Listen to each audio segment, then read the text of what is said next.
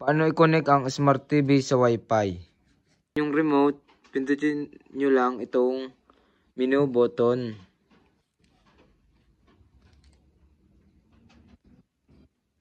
At dito, punta tayo sa settings.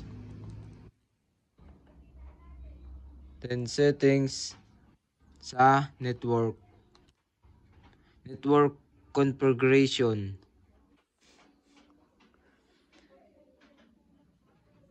Connection type dapat ay wireless.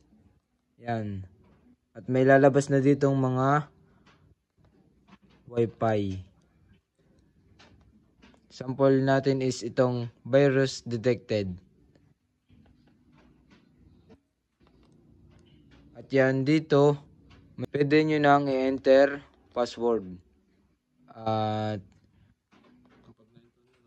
At kapag na-enter nyo na, pwede nyong makita yung password. I-check mo lang yung box sa kaliwa ng show password. At makikita mo na yung password. At pindutin na natin itong connect button.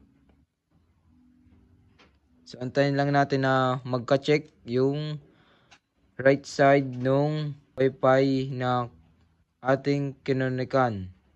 At yan, nagka-check na. Successful na nakakonect tayo sa Wi-Fi. Kapag may katanungan kayo, comment down below at huwag kalimutang mag-subscribe. Thank you for watching.